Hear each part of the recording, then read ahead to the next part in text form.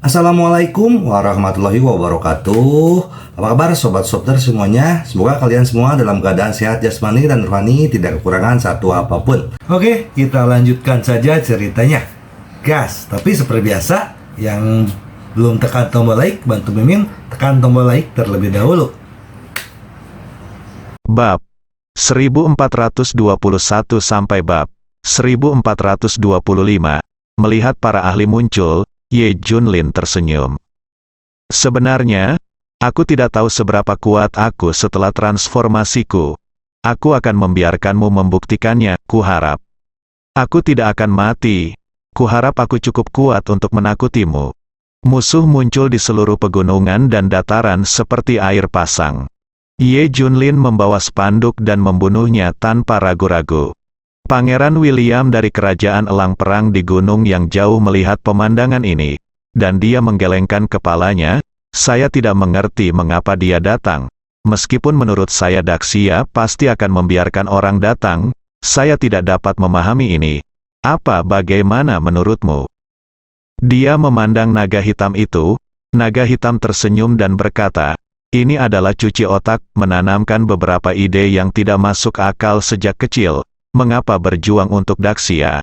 Mengapa berkorban untuk Daxia? Sebenarnya, orang-orang ini pada akhirnya hanyalah sekelompok mesin.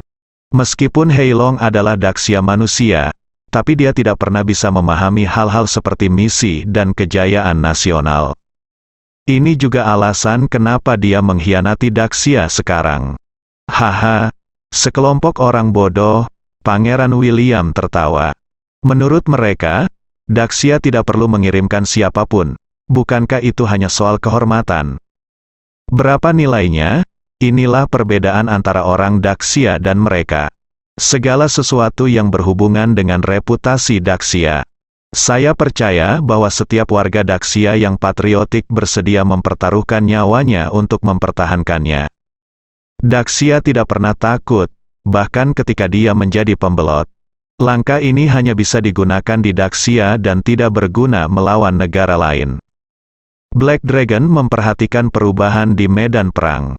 Saya ingin melihat seberapa kuat raja berdampingan Yi Zi, tapi pada akhirnya dia akan dimakan sampai mati. Naga hitam sangat percaya diri dalam pertempuran ini. Dia sendiri yang mengatur situasinya. Ada lebih dari 1 juta ahli berkumpul. Lebih dari 1 juta orang. Ini adalah konsep yang tidak terbayangkan. Sekalipun jutaan orang ini adalah orang biasa yang tidak bersenjata, jika Anda membunuh mereka, mereka mungkin akan membuat Anda lelah sampai mati. Ini akan memakan waktu puluhan hari, banyak pisau yang patah. Tetapi mereka tidak tahan dan membiarkan Anda membunuh mereka. Sebaliknya, mereka di sini untuk membunuhmu. Belum lagi ada banyak master di antara jutaan orang ini. Banyak di antaranya adalah tentara super. Tidak peduli seberapa kuatnya Anda, lebih dari 1 juta orang akan melemahkan Anda sedikit demi sedikit. Tapi naga hitam itu tidak mau mati, dia ingin membunuhnya secara langsung.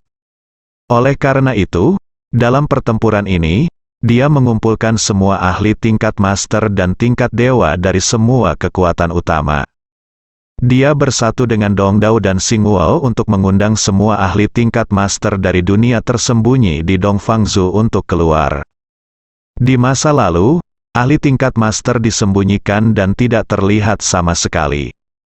Tapi kali ini, membunuh Ye Junlin membutuhkan harga yang tidak terbayangkan. Undang semua ahli untuk keluar. Saat ini terdapat total 538 pakar tingkat master. Ada lebih dari 10.000 ahli tingkat dewa, ada lebih dari 100.000 ahli tingkat raja.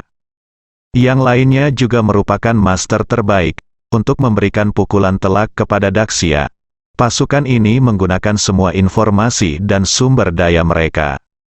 Harus berhasil, tidak ada kegagalan, semua orang juga paham.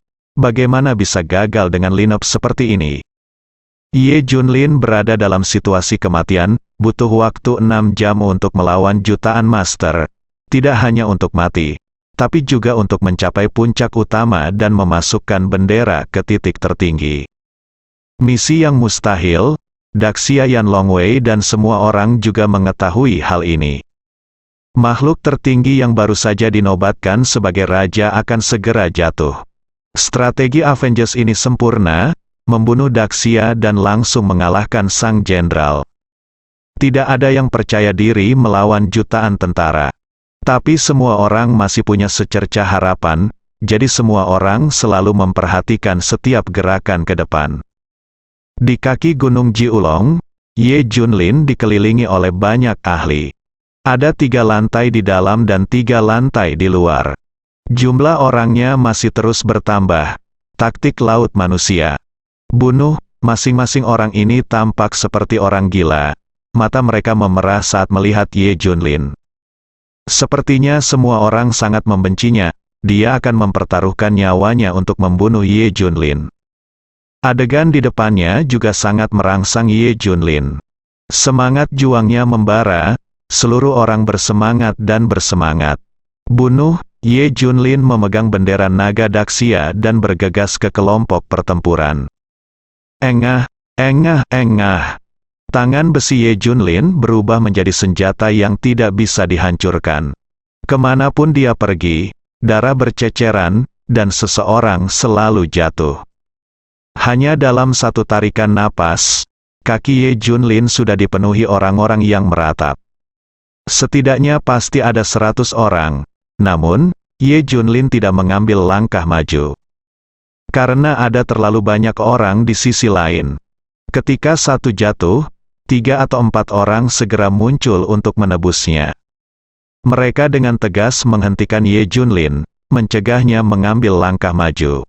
Jika Anda ingin maju, injak mayat semua orang, hahaha. Inilah keuntungan memiliki lebih banyak orang, jadi bagaimana jika kekuatan bertarungnya luar biasa, dia akan dimakan hidup-hidup. Semua orang yang menyaksikan pertempuran dari kejauhan tersenyum. Medan perang berangsur-angsur memanas, dan sebanyak 1000 orang jatuh ke tanah. Tapi Ye Junlin masih belum mengambil langkah maju. Dia marah, buka, raungnya. Boom. Tiba-tiba kekuatan mengerikan yang menghancurkan gunung dan sungai meletus dari tubuhnya. Bang, bang. Di bawah kekuatan besar ini, ratusan ribu orang di depan terlempar. Ye Junlin membuka lubang dada. Dia berjalan cepat, menempuh jarak ratusan meter dalam sekejap.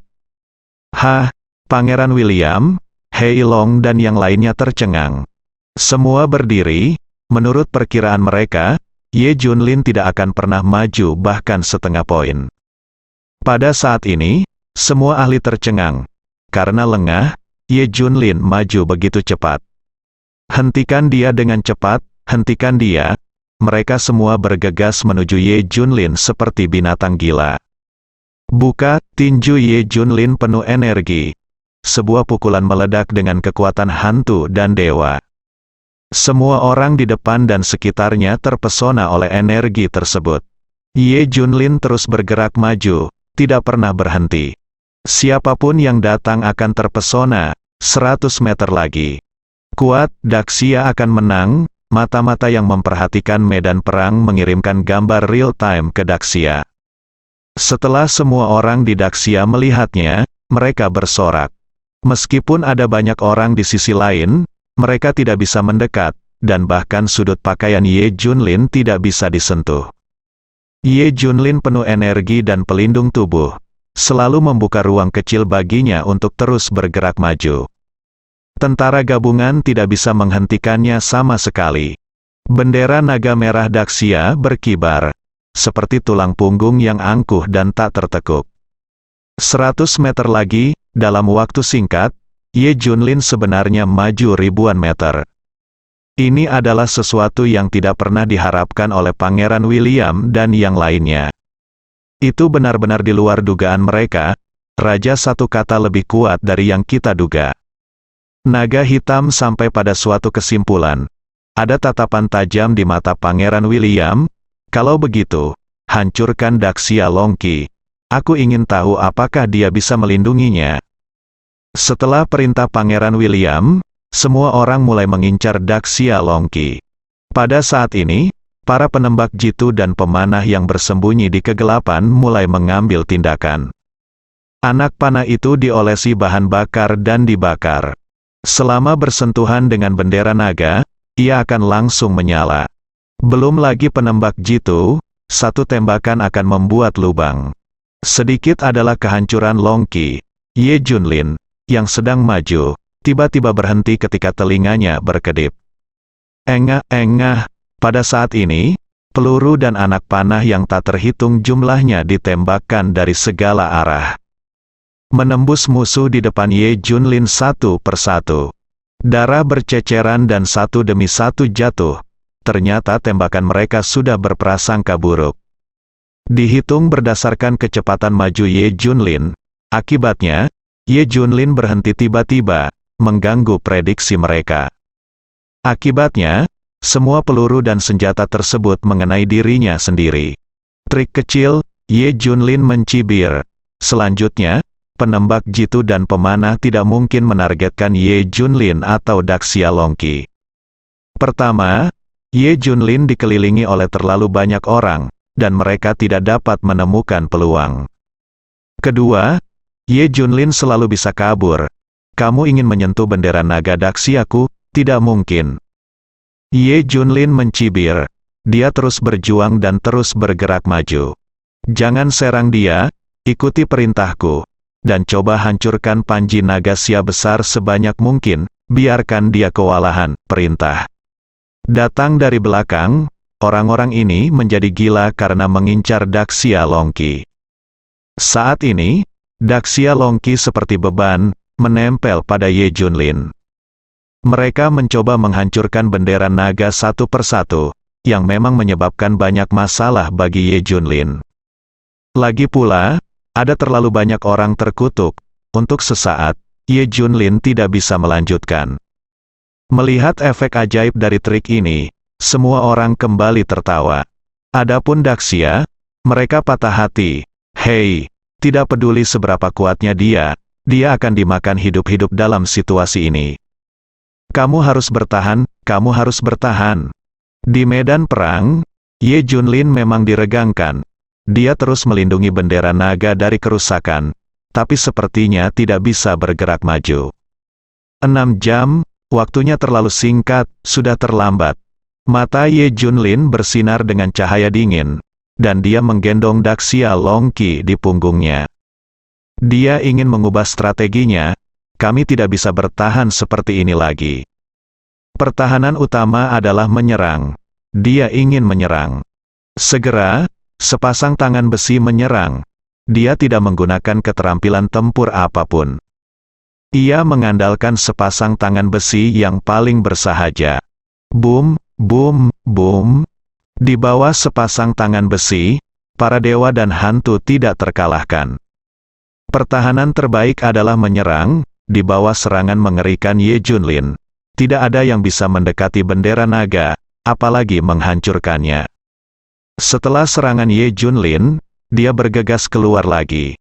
Setidaknya ada puluhan ribu orang tergeletak di kaki mereka. Tak ada taranya, benar-benar tak terkalahkan. Kuncinya adalah Ye Junlin tidak menunjukkan tanda-tanda kelelahan. Buka. Ye Junlin membawa bendera naga Daxia di punggungnya dan menghancurkannya sepenuhnya. Dengan kecepatan ini, ia berpeluang mencapai puncak Gunung Jiulong dalam waktu 6 jam. Wajah Pangeran William tertutup es. Apa yang terjadi? Begitu banyak orang yang tidak bisa menghentikannya. Dia menanyai naga hitam.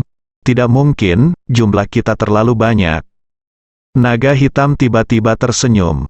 Kekuatan taktik laut manusia belum sepenuhnya terungkap. Berikutnya adalah awal yang sebenarnya. Segera Ye Junlin melintasi jarak 2000 meter dan sampai di suatu tempat. Ada gunung dan tebing di kedua sisinya, dan hanya ada satu pintu masuk. Tapi pintu masuknya terlalu sempit. Ada begitu banyak orang di sini sehingga Ye Junlin tidak bisa mendalaminya. Tidak peduli seberapa kuat pukulan Ye Junlin, bahkan sebuah bangunan pun bisa hancur. Tapi dia meninju kerumunan di depannya, meski memakan banyak korban jiwa. Namun kerumunan itu tidak bergerak, jalan di depan tidak bisa dibuka. Pintu masuknya terlalu sempit dan orang banyak berkumpul di sini. Tidak ada yang bisa kami lakukan. Bagian depan tidak bisa dibuka. Semakin banyak ahli berkumpul dari belakang. Ye Junlin pasti terjebak di sini. Sudah ada 100.000 orang yang mengelilingi kita dari belakang. Bahkan jika Raja satu sisi satu tidak mati, setidaknya dia tidak akan bisa mencapai Gunung Jiulong. Itu juga akan menjadi kegagalan bagi Daxia, kata Heilong sambil tersenyum. Pangeran William bahkan mengambil segelas anggur merah. Lihat saja dia mati hidup-hidup mulai sekarang. Pada saat ini, 100.000 master berkumpul di belakang Ye Junlin. Tidak ada jalan ke depan atau ke belakang. Jika Anda ingin mencapai Gunung Jiulong, Anda harus berjuang melewati ratusan ribu orang di belakang Anda dan kemudian mencari jalan lain untuk mencapai puncak Gunung Jiulong. Dalam hal ini, entah itu waktu atau hal lain, perlu ditingkatkan beberapa kali lipat. Dan pintu masuk yang sangat sempit ini adalah jalan terdekat. Wow, saat berikutnya, terdengar gelombang suara terkejut dari kerumunan. Ye Junlin tiba-tiba memanjat tebing di sebelah kanan dan memanjat dengan cepat. Ini adalah sesuatu yang tidak diharapkan oleh siapapun. Tidak ada jalan ke depan, belakang, kiri atau kanan. Tapi ada jalan di atas kepalaku. Cepat, hentikan dia. Seru semua orang, banyak ahli yang naik untuk mengejarnya. Bang, bang, bang. Penembak jitu dari jauh mulai membunuh Ye Junlin yang sedang memanjat tebing. Ratusan penembak jitu diatur untuk menembak bersama. Bahkan senapan sniper pun bisa dijalin menjadi jaring api. Hal ini tidak terbayangkan di medan perang, tapi kecepatan Ye Junlin terlalu cepat. Pelurunya selalu satu langkah di belakangnya. Dia selalu bisa menghindarinya. Tebing di kedua sisinya tidak terlalu tinggi, hanya setinggi 2000 meter. Bagi Ye Junlin, ini hanya masalah waktu. Tidak, dia tidak boleh dibiarkan memanjat. Kemarilah, blokade tembakan dari tempat yang tinggi dan paksa dia turun. Naga hitam segera membuat pengaturan. Segera, artileri muncul di atas. Bidik Ye Junlin dan langsung bombardir dia. Sebentar lagi tebing ini akan hancur. Langsung memotong jalan Ye Junlin. Tapi mata Ye Junlin berbinar. Tiba-tiba ia berhenti memanjat dan melompat ke depan. Boom, tiba-tiba dia melompat dari tebing ke depan. Para ahli yang menjaga pintu masuk mengangkat kepala mereka dan menyaksikan Ye Junlin melompati kepala mereka. Bang, akhirnya, Ye Junlin jatuh ke tanah. Gelombang kejut terbentuk dan menyebar ke segala arah. Ratusan orang di sekitarnya terpesona. Apa? Dia masuk. Masuk dari atas kepala. Melihat Ye Junlin terbang dari atas kepala, mata semua orang dipenuhi rasa tidak percaya. Bunuh. Bunuh dia untukku. Bunuh dia untukku bagaimanapun caranya. Pangeran William sudah menjadi gila. Ye Junlin berulang kali mematahkan prediksinya hari ini. Hal itu membuatnya marah. Kakak. Meskipun Ye Junlin memasuki pintu masuk, masalahnya masih ada, dan jutaan tentara masih ada di sana. Lihat waktunya, setengah jam telah berlalu. Perjalanan dari puncak Gunung Jiulong masih panjang. Kalau terus begini, kita tidak akan bisa sampai di sana dalam 6 jam. Ye Junlin menarik napas dalam-dalam. Harus dipercepat, gumamnya pada dirinya sendiri. TSK, dia dengan lembut mengeluarkan pedang naga api. Boom, tiba-tiba, cahaya kemasan pada pedang membuat semua orang tidak bisa membuka mata. Kamu tidak bisa menghentikanku, Ye Junlin mengabaikan semua orang. Pedang ini terbuat dari bahan yang tidak diketahui. Saat ditarik keluar, udara dingin yang luar biasa menyebar ke seluruh bagiannya.